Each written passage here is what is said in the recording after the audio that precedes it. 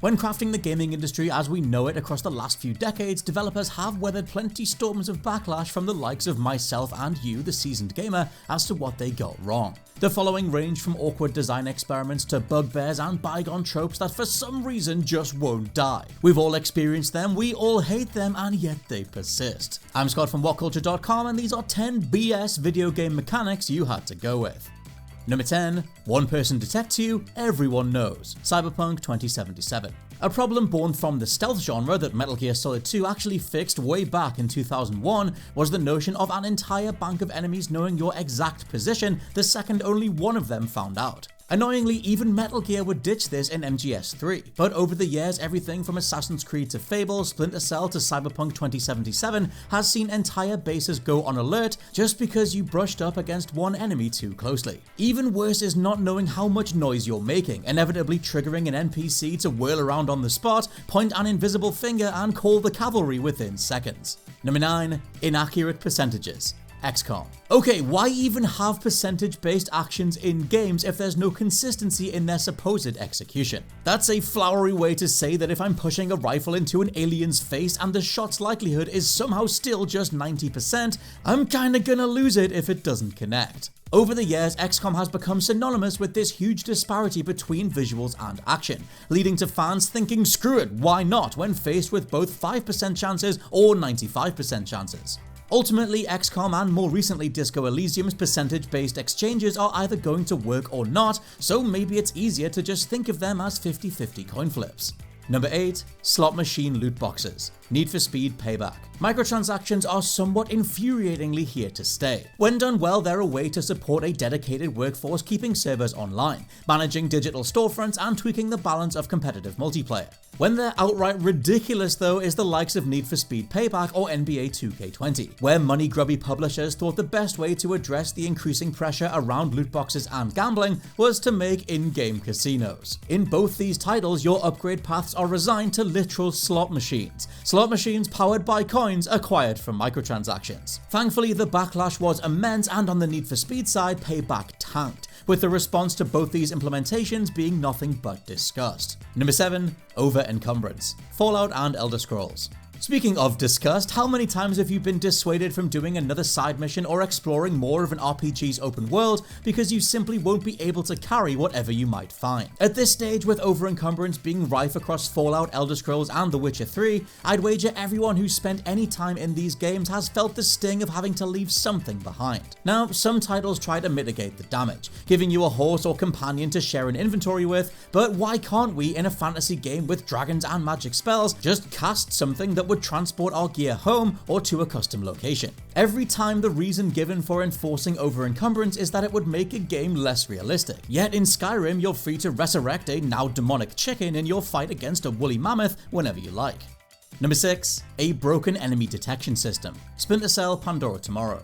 Another awkward growing pain of the stealth genre. How to make sure you're playing efficiently and not just leaving bodies everywhere in your pursuit of the next quest marker. Well, the otherwise solid and recommendable Splinter Cell sequel Pandora Tomorrow had an idea, though it can often make you restart entire missions. See, Splinter Cell has a light meter, and as a way to, in theory, make sure you are hiding bodies effectively, Pandora Tomorrow does a background check on unconscious enemy placement and the location of the darkest areas in the level, then raises the alarm if the two don't line up. The huge problem is you could have stuffed a guy down an alleyway where no one would find him, maybe launch someone off the side of a cliff or drown them in a river, things that the scan cannot account for, and all things that still give you a red mark. 3 checks and it was back to the beginning. Something that when the game does this process in between checkpoints means you could end up with a totally broken save where the only recourse is to do it all over again.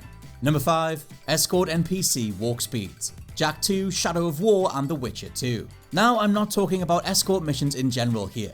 No, there's something way more pernickety that we've all experienced that literally only Ghost of Tsushima ever got right. I'm talking about NPC walk speeds, and the annoying reality of coding an escort or followable character with a speed that's faster than your default walk, but slower than your default run. It results in edging forward bit by bit, trying to maintain pace with the character in question, but forever looking just that little bit too awkward. Again, only Ghost of Tsushima comes to mind as a recent title that fixed such an age-old issue, having characters match your speed instead, and even mounting horses to keep up if need be.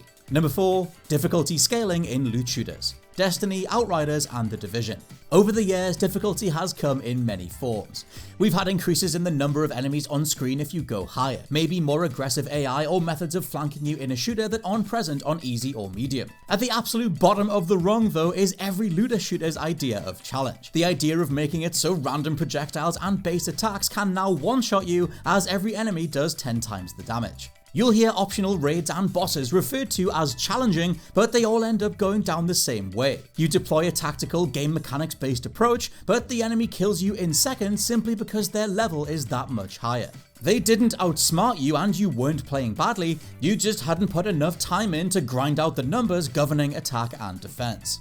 Number 3. Dying too much auto-deletes your save. Hellblade: Senua's Sacrifice.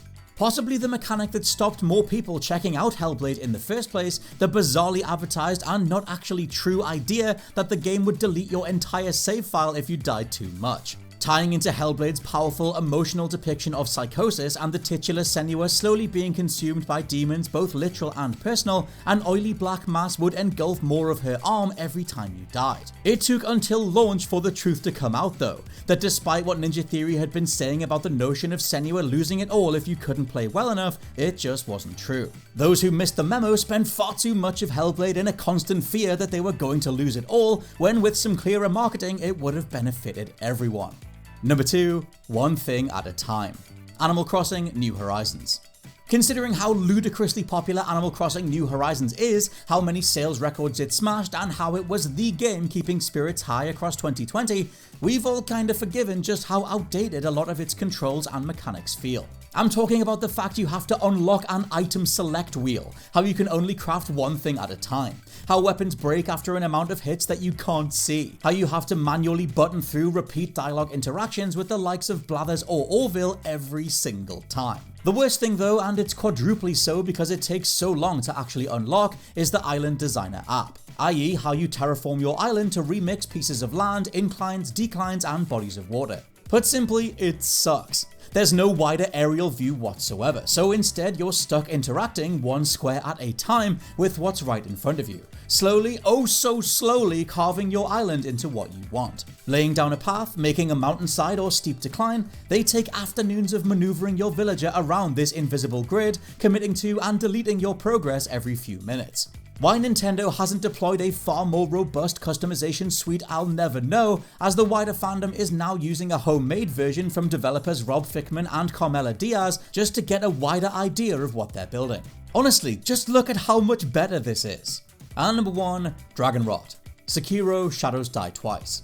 The video game equivalent of someone laughing at you while the game over screen is displayed, Sekiro's Dragonrot mechanic is similar to Hellblade's Armrot, but has a more demonstrable effect on in-game NPCs. Namely, they'll slowly disappear from their positions if you repeatedly die, bringing about the horrific realization that you can't complete certain quests, talk, or acquire items if you can't beat an enemy or boss. Obviously, you'll be struggling to do this anyway, as Sekiro is easily From Software's most demanding game when it comes to sheer hand-eye coordination and reaction times. Thankfully, there are eventually ways to mitigate Dragonrot, but they came after scores of players were restarting, thinking they doomed their saves altogether. When so much of Shadows Die Twice is already mashing you into a fine paste, dealing with this on top could feel like too much. And those are just 10 total BS video game mechanics that we all had to go with. Let me know your favourites down in the comments below, and please check out the WhatCulture Gaming Podcast. For now, I've been Scott from WhatCulture.com, and I'll catch you soon.